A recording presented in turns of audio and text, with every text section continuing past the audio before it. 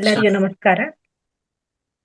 ಮೊದಲನೇದಾಗಿ ಇಂದು ನಾನು ಧ್ಯಾನ ಹಂಚಿಕೆಗೆ ಆಯ್ಕೆ ಮಾಡಿಕೊಂಡಂತ ಪುಸ್ತಕ ತುಳಸಿದಳ. ಇದರದು ಮುಂದಿನ ಭಾಗ.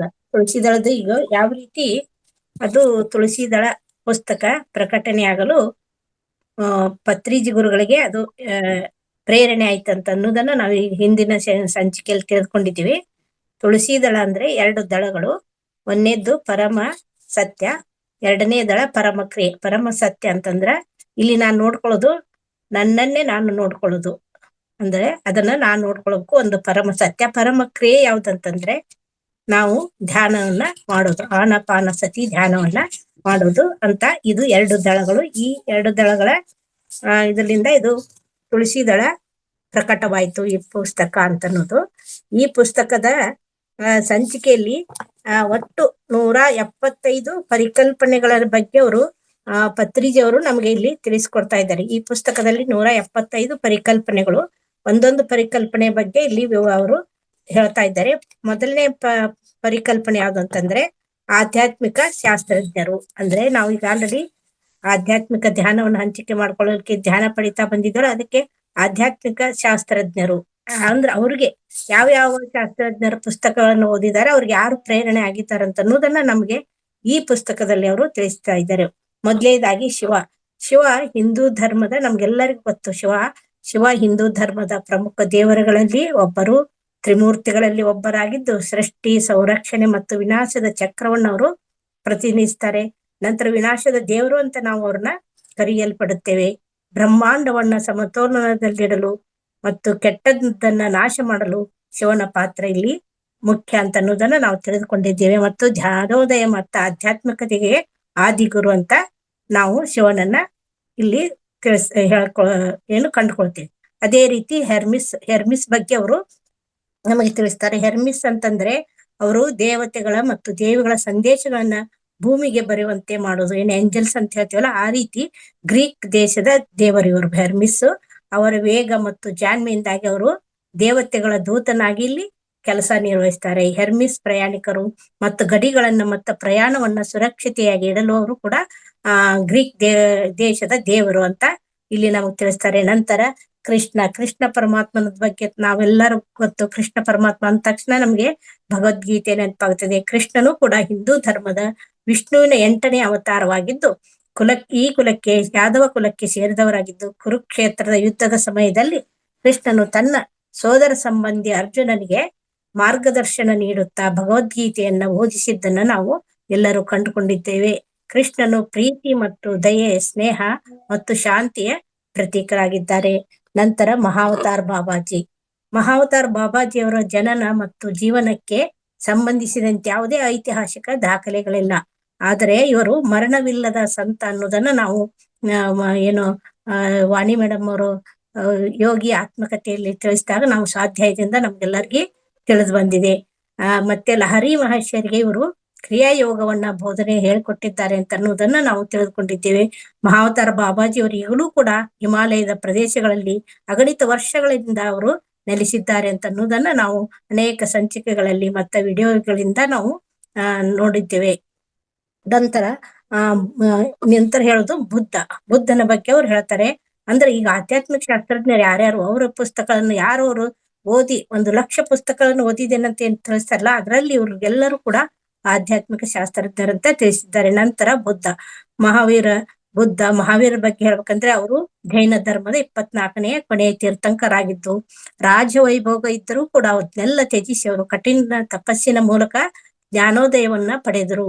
ಇವರು ಕೂಡ ಅಹಿಂಸೆ ಮತ್ತೆ ಸತ್ಯ ಮತ್ತು ಎಲ್ಲಾ ಜೀವಗಳ ಕಡೆಗೆ ಪ್ರೀತಿಯನ್ನ ಸಾರಿದರು. ಎಲ್ಲರ ಜೊತೆ ನಾವು ಪ್ರೀತಿಯಿಂದ ಇರಬೇಕು ಅಂತ ಅನ್ನೋದನ್ನ ಅವರು ತಿಳಿಸಿದರು. ನಂತರ ಗೌತಮ ಬುದ್ಧನ ಅಷ್ಟಾಂಗ ಮಾರ್ಗಗಳು ಅಥವಾ ನಿರ್ಣಾಮ ತಲುಪಲು ಅನುಸರಿಸಬೇಕಾದ 8 ಹಂತಗಳು ಮತ್ತು ಯಾವ ತತ್ವಗಳಂತ ಅನ್ನೋದನ್ನ ಅವರು ನಮಗೆ ಇಲ್ಲಿ ತಿಳಿಸಿದ್ದಾರೆ. ಬುದ್ಧನ ಅಷ್ಟಾಂಗ ಮಾರ್ಗಗಳ ಬಗ್ಗೆ ನಾವೀಗ ಆಲ್ರೆಡಿ ಕ್ಲಾಸ್ ತೆಗೆದುಕೊಂಡೇವೆ. ಅದರಲ್ಲಿ ಯಾವುದಂದ್ರೆ ಸರಿಯಾದ ದೃಷ್ಟಿಕೋನ, ಸರಿಯಾದ ಉದ್ದೇಶ, ಸರಿಯಾದ ಮಾತು, ಸರಿಯಾದ ನಡತೆ, ಸರಿಯಾದ ಜೀವನೋಪಾಯ, ಸರಿಯಾದ ಪ್ರಯತ್ನ, ಸರಿಯಾದ ಧ್ಯಾನ ಮತ್ತು ಸರಿಯಾದ ಸಮ್ಮತಿ ಅನ್ನೋದನ್ನ ಸಮಾಧಿಯನ್ನ ಪಡೆಯೋದು. ನಂತರ ಲಾವೋರ್ಜೋ ಅಂತ ಅನ್ನೋದು ಇವರು ಚೀನಾದ ದೊಡ್ಡ ಫಿಲಾಸಫರ್. ನಂತರ ಜೇಸಸ್ ಬಗ್ಗೆ ಹೇಳಿದ್ರು.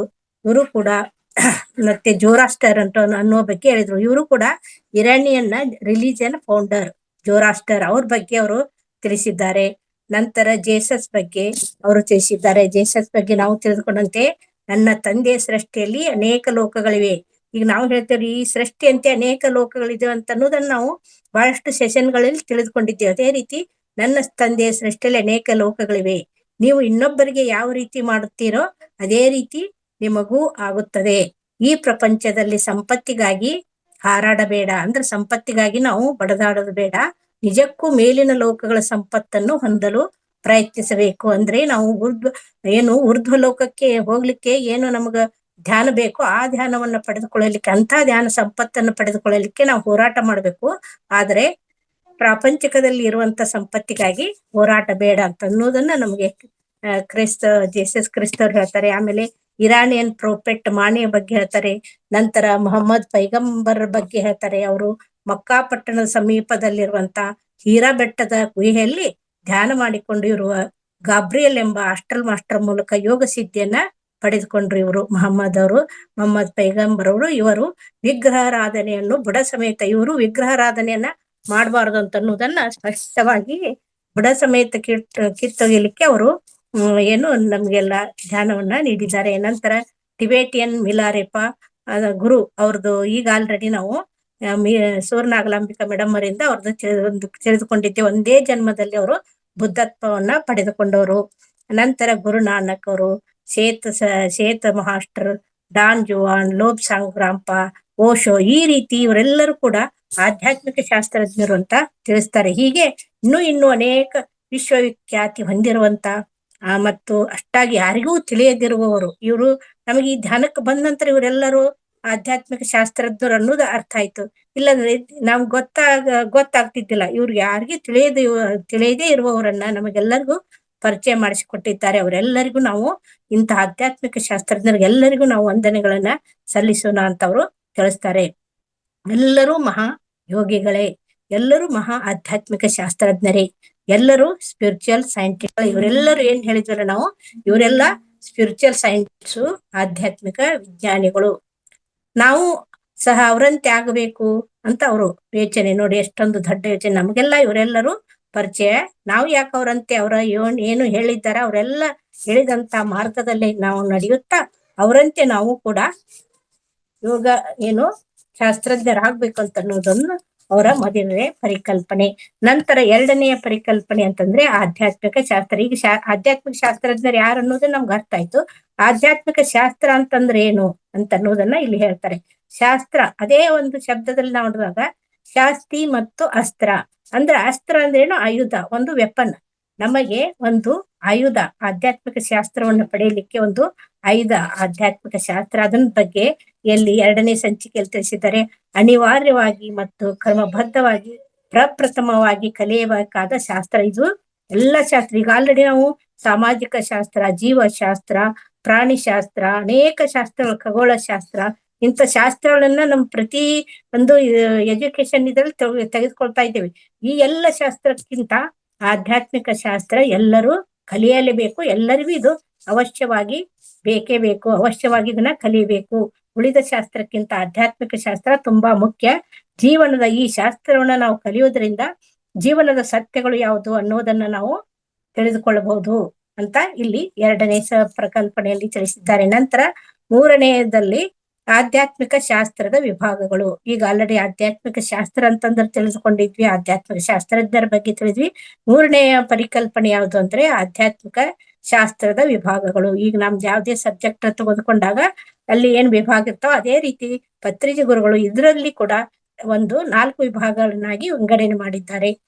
ಅಂದ್ರೆ ಬೇಸಿಕ್ ಆಗಿ 4 ನಮ್ಗೆ ಇಲ್ಲಿ ಇರ್ಲೇಬೇಕಂತ ಅನ್ನೋದು. ಮೊದಲನೇದಾಗಿ ಧ್ಯಾನ, ಎರಡನೆಯದು ದಿವ್ಯ ಜ್ಞಾನ ಪ್ರಕಾಶ ಅಂದ್ರೆ ಎನ್ಲೈಟ್ಮೆಂಟ್, ಮತ್ತೆ ಕ್ಷಣ ಜಾಗೃತಿ ಅಂದ್ರೆ ಮೂಮೆಂಟ್ ಟು ಮೂಮೆಂಟ್ ಅವೇರ್ನೆಸ್ ಆಗಿ ನಾವಿರೋದು, ಮನಶಕ್ತಿ ಥಾಟ್ ಪವರ್. ಈ 4 ವಿಭಾಗಗಳು ಆಧ್ಯಾತ್ಮಿಕ ಶಾಸ್ತ್ರದಲ್ಲಿ ಇದ್ದಾವೆಂದರೆ ಧ್ಯಾನದಿಂದಲೇ ನಾವು ಪ್ರತಿದಿನ ಹೆಚ್ಚು ಧ್ಯಾನ ಮಾಡೋದ್ರಿಂದ ದಿವ್ಯ ಪ್ರಕಾಶ ಮಾಡಕ್ಕೆ ಅಂದ್ರೆ ಒಂದನೇ ಮೆಟ್ಲು. ಪ್ರಥಮವಾಗಿ ನಾವು ಧ್ಯಾನಕ್ಕೆ ಕೂಡ್ಲಿಕ್ಕೆ ನಾವು ಧ್ಯಾನವನ್ನ ಮಾಡ್ಲಿಕ್ಕೆ ಮೊದ್ಲು ಕೂತ್ಕೊಳ್ರಿ ಅಂತ ಏನ್ ಹೇಳ್ತಾರಲ್ಲ, ಧ್ಯಾನಕ್ಕೆ ಕೂಡ್ಬೇಕು. ಧ್ಯಾನ ಮಾಡ್ತೇನಂತಂದ ನಾವು ಸಂಕಲ್ಪವನ್ನು ಮಾಡ್ಕೊಂಡು ಧ್ಯಾನ ಮಾಡ್ಬೇಕು. ಧ್ಯಾನದಿಂದಲೇ ನಮಗೆ ದಿವ್ಯ ಪ್ರಕಾಶಕ್ಕೆ ನಾವು ಅರ್ಹರಾಗುತ್ತೇವೆ. ಈಗೇನ್ ನಾವು ಫಸ್ಟ್ಗೆ 1ನೇ ಕ್ಲಾಸ್ ನಂತರ 5th ಬರ್ತೇವೆ, SSLC ಬರ್ತೇವೆ, PUC ಬರ್ತೇವೆ, ಡಿಗ್ರಿ. ಆ ರೀತಿ ಮೊದ್ಲೇ ಮೆಟ್ಟಲು ನಮ್ಗೆ ಧ್ಯಾನ. 2ನೇ ದಿವ್ಯ ಧ್ಯಾನ ಪ್ರಕಾಶ. ಧ್ಯಾನದಿಂದ ದಿವ್ಯ ಧ್ಯಾನ ಪ್ರಕಾಶದಿಂದಲೇ ನಾವು ಪ್ರತಿ ಕ್ಷಣ ಜಾಗೃತರಾಗಿ ಇರಲು, ಕ್ಷಣ ಕ್ಷಣ ಜಾಗೃತಿಯನ್ನ ಹೊಂದಲು ನಮಗೆ ಸಹಾಯ ಆಗ್ತದೆ. ನಂತರ ಅವಾಗ ನಮ್ಮ ಪ್ರಬಲವಾದ ಮನಃಶಕ್ತಿ ಮೂಲಕ ಸಾಧಿಸಲು ಅಸಾಧ್ಯವಾದದ್ದನ್ನು ನಾವು ಯಾವ ಲೋಕದಲ್ಲಾದರೂ ಯಾವ ಕಾಲದಲ್ಲಾದ್ರೂ ಇರುವುದೇ ಇಲ್ಲ. ಅದನ್ನ ನಾವು ತಿಳಿದುಕೊಳ್ಬಹುದು. ನಮ್ಗೆ ಅಸಾಧ್ಯವಾದನ್ನ ಸಾಧನೆ ಮಾಡಲು ನಮ್ಮ ಮನಃಶಕ್ತಿ ಅಷ್ಟೊಂದು ಸ್ಟ್ರಾಂಗ್ ಆಗ್ತದೆ ಅಂತ ಹೇಳ್ತಾರೆ. ಏನು ಬೇಕಾದ್ರೂ ನಾವು ಸಾಧಿಸಲು ಸಾಧ್ಯ ಅಂತ ಅನ್ನೋದನ್ನ ಈಗ 4 ವಿಭಾಗಗಳ ಮೂಲಕ ಪ್ರತಿಯೊಂದು ಮೆಟ್ಟಲನ್ನ ನಾವು ಪರಿಪೂರ್ಣತೆಯಿಂದ ಮಾಡ್ತಾ ಹೋದಾಗ ಇದು ಸಾಧ್ಯ ಅಂತ ಅನ್ನೋದನ್ನ ತಿಳಿಸ್ತಾರೆ. ಮತ್ತೆ ಅದರಲ್ಲಿ 4 ವಿಭಾಗದಲ್ಲಿ ಅದನ್ನ ಸ್ವಲ್ಪ ವಿವರಣೆಯಾಗಿ 4ನೇ ಸಂಚಿಕೆಯಲ್ಲಿ ತಿಳಿಸ್ತಾರೆ.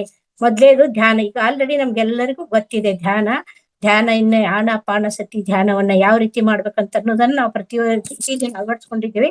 ಅದನ್ನ ವಿವರಣೆ ಕೊಡ್ಬೇಕಾದ್ರೆ ಧ್ಯಾನ ಅನ್ನೋ ಶಬ್ದದ ವಿವರಣೆಯನ್ನ ಧಿ ಪ್ಲಸ್ ಯಾನ ಅಂದ್ರೆ ನಾವು ಈ ಭೌತಿಕ ಶರೀರದಿಂದ ಸೂಕ್ಷ್ಮ ಶರೀರದಲ್ಲಿ ಸಮುದಾಯದೊಂದಿಗೆ ಇರುವುದು. ಕಣ್ಣಿಗೆ ಕಾಣದೇ ಇರುವಂತ ನಾವು ಲೋಕದಲ್ಲಿ ಕಣ್ಣಿಗೆ ಕಾಣದ ದೇಹದೊಂದಿಗೆ ನಾವು ಸಂಚಾರ ಮಾಡುವುದು, ಸಮುದಾಯದಲ್ಲಿ ಇರುವುದು. ಅದನ್ನ ಆಸ್ಟ್ರಲ್ ಬಾಡಿ ಕಾಂಪ್ಲೆಕ್ಸ್ ಅಂತ ಹೇಳ್ತಾರೆ. ಅಲ್ಲಿ ಪ್ರಯಾಣ ಮಾಡುವುದನ್ನ ಧ್ಯಾನ ಅಂದ್ರೆ ನಾವು ಭೌತಿಕ ಪ್ರಪಂಚದಿಂದ ಭೌತಿಕ ದೇಹದಿಂದ ಸೂಕ್ಷ್ಮ ಶರೀರಕ್ಕೆ ಹೋಗಿ ಸೂಕ್ಷ್ಮ ಶರೀರದಲ್ಲಿ ಪ್ರಯಾಣ ಮಾಡುವುದೇ ಧ್ಯಾನ ಅಂತ. ಅಂದ್ರೆ ನಾವು ಏನು 0 ಸ್ಟೇಟ್ಗೆ ಹೋಗಿ ನಾವು ಶೂನ್ಯ ಸ್ಥಿತಿಗೆ ಹೋದಾಗ ನಾವು ಅಲ್ಲಿ ಸೂಕ್ಷ್ಮ ಶರೀರದ ಪ್ರಯಾಣ ಮಾಡ್ತೀವಿ. ಅದಕ್ಕೆ ಧ್ಯಾನ ಅಂತ ಇಲ್ಲಿ ತಿಳಿಸಿದ್ದಾರೆ. ಧ್ಯಾನ ಅಂದರೆ ಸೂಕ್ಷ್ಮ ಶರೀರಾದಿ ಸಮುದಾಯದೊಡನೆ ಮಾಡುವ ಪ್ರಯಾಣ.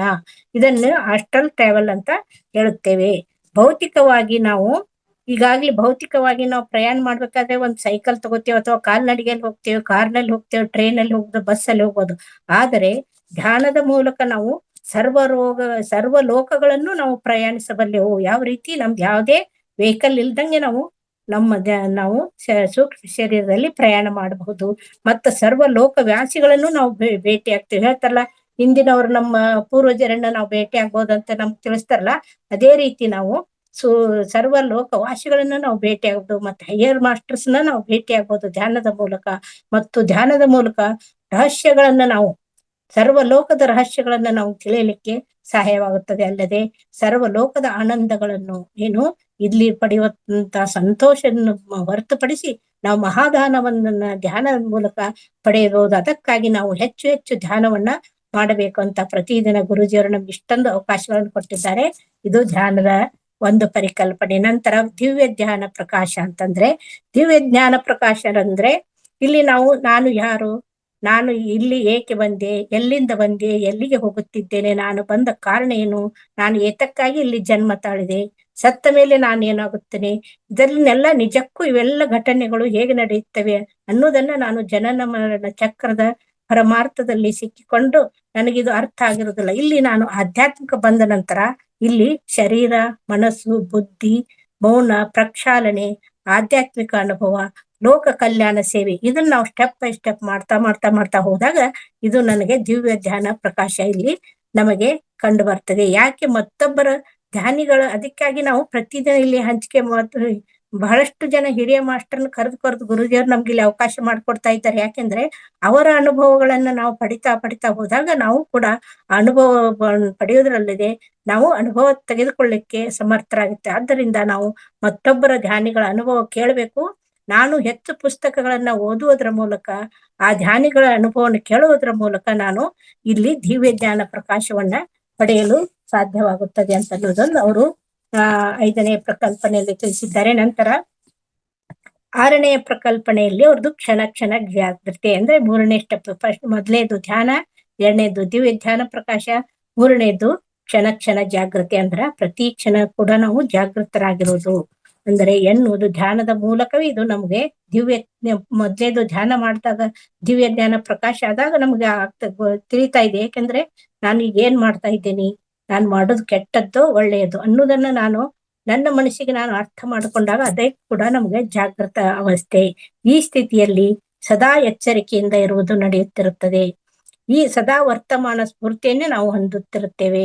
ಭೂತ ಭವಿಷ್ಯತ್ ಕಾಲಗಳ ಛಾಯೆಗಳ ವರ್ತಮಾನದ ಮೇಲೆ ಪ್ರಣಾಳಿಬದ್ಧವಾಗಿ ಬೇಕೆಂದಾಗಲೇ ಮಾತ್ರ ನಾವು ತಂದ್ಕೊಳ್ತೇವೆ. ಇಲ್ಲ ಅಂದ್ರೆ ನಮ್ಗೆ ಅದ ಅವಶ್ಯಕತೆ ಇಲ್ಲ ಅಂತ ಅನ್ನೋದನ್ನ ಈಗ ನಮ್ಗೆ ಅರ್ಥ ಆಗ್ತಾ ಇದೆ. ಮೊದ್ಲು ನಾವು ಸಾಮಾನ್ಯ ಜನರಿದ್ದಾಗ ಅರ್ಥ ಆಗ್ತಿದ್ದಿಲ್ಲ, ಅದರಲ್ಲೇ ನಾವು ಕಾಲನ ಕಳೀತಾ ಇದ್ವಿ. ಈಗ ನಮ್ಗೆ ಭೂತದ ಚಿಂತೆ ಬೇಡ, ಭವಿಷ್ಯತ್ತದ ನಿರೀಕ್ಷೆನೂ ಬೇಡ. ನಾವು ವರ್ತಮಾನದಲ್ಲಿರುವುದು ನಮಗೆ ಸೂಕ್ತ ಅನ್ನೋದನ್ನ ನಮಗೆ ಜ್ಞಾನ ಇಲ್ಲಿ ಕೊಟ್ಟಿರೋದ್ರಿಂದ ನಮಗೆ ಅದರದ್ದು ಈಗ ಅರ್ಥ ಆಗ್ತಿದೆ. ಆದ್ದರಿಂದ ಒಬ್ಬ ಆಧ್ಯಾತ್ಮಿಕ ಶಾಸ್ತ್ರ ವಿದ್ಯಾರ್ಥಿ ಅಂದ್ರೆ ನಾವೀಗ ಆಧ್ಯಾತ್ಮಿಕ ಶಾಸ್ತ್ರದ ವಿದ್ಯಾರ್ಥಿಗಳಂತೆ ಅನ್ಕೊಳ್ಳೋಣ. ಧ್ಯಾನದಲ್ಲಿ ನಿಪುಣನಾದ ನಂತರ, ದಿವ್ಯ ಜ್ಞಾನ ಪ್ರಕಾಶ ಹೊಂದಿದ ನಂತರ, ಪೂರ್ಣ ಆಧ್ಯಾತ್ಮಿಕ ಶಾಸ್ತ್ರಜ್ಞನಾದ ನಂತರ ನಿರಂತರ ಅಭ್ಯಾಸ ಮಾಡಬೇಕಾದ ಸ್ಥಿತಿಯೇ ನಿತ್ಯ ಜಾಗ್ರತೆ. ಅದೇ ಕ್ಷಣ ಕ್ಷಣ ಜಾಗ್ರತೆ. ಅಂದ್ರೆ ಆ ಪ್ರತಿ ಕ್ಷಣ ಏನ್ ಮಾಡ್ತಾ ಇದ್ದೇನೆ ಅಂತೂ ನನ್ನನ್ನು ನಾನು ನೋಡ್ಕೊಳ್ತಾ ಹೋಗುದೇ ನಿತ್ಯ ಜಾಗ್ರತೆ ಅಂತ ಇಲ್ಲಿ ಅವರು ತಿಳಿಸಿದ್ದಾರೆ. ನಮ್ಮ ಒಳಗಿನ ಪರಿಸ್ಥಿತಿ, ಬರೇ ಬಾಹ್ಯ ಪರಿಸ್ಥಿತಿಗಳಷ್ಟೇ ಅಲ್ಲ, ಒಳಗಿನ ಪರಿಸ್ಥಿತಿಗಳಾಗಲಿ ಹೊರಗಿನ ಪರಿಸ್ಥಿತಿಗಳಾಗಲಿ ಕ್ಷಣ ಕ್ಷಣವನ್ನ ನಾವು ಗಮನಿಸ್ತಾ ಇರ್ಬೇಕು.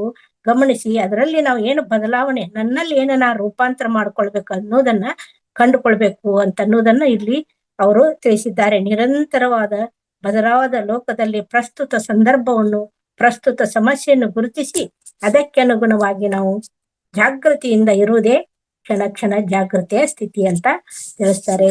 ಅದೇ ರೀತಿ ಮತ್ತೆ 7ನೇ ಪರಿಕಲ್ಪನೆಯಲ್ಲಿ ಮನಃಶಕ್ತಿ. ಈಗ ನಾವು ಆಲ್ರೆಡಿ ಧ್ಯಾನವನ್ನ ಮಾಡ್ತಾ ಇದ್ದೇವೆ, ಮತ್ತೆ ದಿವ್ಯ ಜ್ಞಾನ ಪ್ರಕಾಶವನ್ನ ಪಡಿತಾ ಇದ್ದೇವೆ. ಅಂದ್ರೆ ಅವರು ಪ್ರತಿಯೊಬ್ಬರು ಧ್ಯಾನ ಹಂಚಿಕೆಯಿಂದ ನಾವು ಸ್ವಾಧ್ಯಾಯ ಮಾಡೋದ್ರ ಮೂಲಕ, ಪುಸ್ತಕಗಳನ್ನು ಓದುವುದರ ಮೂಲಕ, ನಂತರ 3ನೇ ಸ್ಟೆಪ್ ಕ್ಷಣ ಕ್ಷಣ ಜಾಗೃತಿ ಆಯ್ತು. ಅಂದ್ರೆ ಜಾಗೃತ ಅವಸ್ಥೆಯಲ್ಲಿ ನಾವು ಇರುವುದು, ಪ್ರತಿ ಕ್ಷಣ ಜಾಗೃತರಾಗಿರುವುದು. ನಂತರ ಅವಾಗ ಮನಃಶಕ್ತಿ ನಮ್ದು ಯಾವ ರೀತಿ ರೂಪಾಂತರಗೊಳ್ಳುತ್ತದೆ ಅಂತ ಅನ್ನೋದನ್ನ ಇಲ್ಲಿ 7ನೇ ಪರಿಕಲ್ಪನೆಯಲ್ಲಿ ತಿಳಿಸಿದ್ದಾರೆ. ನಮ್ಮಲ್ಲಿ ಇರುವ ಶಕ್ತಿ ಅನಂತ. ನೋಡಿ, ಅವಾಗ ನಮ್ಮಲ್ಲಿ ಇರುವಂತ ಶಕ್ತಿನೇ ನನ್ಗ ಅರ್ಥ ಆಗಿರೋದಿಲ್ಲ. ಹಿಂದೆಲ್ಲ ಬೇರೆ ಮೇಲೆ ನಾವು ಆಪಾದನೆ ಮಾಡ್ತಾ ಇರ್ತೀವಿ. ಆಗ ನನ್ನನ್ನು ನಾನು ನೋಡ್ಕೊಳ್ತಾ ಹೋದಾಗ ಇಲ್ಲಿ ನನ್ನಲ್ಲಿರುವಂತ ಶಕ್ತಿ ಎಷ್ಟೊಂದು ಅನಂತ, ಎಷ್ಟೊಂದು ಅಪಾರ ಅನ್ನೋದನ್ನ ನಮ್ಗೆ ಅರ್ಥವಾಗ್ತಾ ಹೋಗ್ತದೆ. ನಮ್ಮ ಜೀವನದಲ್ಲಿ ನಾವು ಏನು ಅಂದುಕೊಂಡರೆ ಅದು ನಡೆಯಲೇಬೇಕು.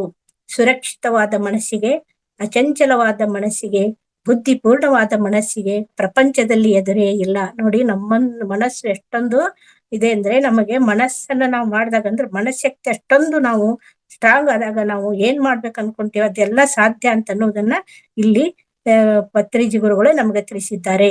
ಇದನ್ನೆಲ್ಲ ನಾವು ಮಾಡ್ಬೇಕಂದ್ರ ಧ್ಯಾನದ ಮೂಲಕವೇ, ದಿವ್ಯ ಧ್ಯಾನ ಪ್ರಕಾಶದ ಮೂಲಕವೇ, ಕ್ಷಣ ಕ್ಷಣ ಜಾಗೃತಿಯ ಸ್ಥಿತಿಯ ಮೂಲಕವೇ ವಿನಃ ಬೇರೆ ಯಾವ ಪದ್ಧತಿಯಲ್ಲೂ ಉತ್ಪತ್ತಿ ಆಗಲಾರದು. ನೋಡಿ, ನಾವೇನ್ ಆಗ್ಬೇಕಂತ ಅದೇ ನಾವು ಆರೋಗ್ಯವನ್ನ, ಅನಾರೋಗ್ಯ ಸ್ಥಿತಿಯಲ್ಲಿದ್ದವ್ರು ಎಷ್ಟೋ ಜನ ನಾವು ಆರೋಗ್ಯವಂತರಾಗಿದ್ದೇವೆ ಧ್ಯಾನ ಮಾಡೋದ್ರಿಂದ ಅಂತ ಹೇಳ್ತಾರೆ.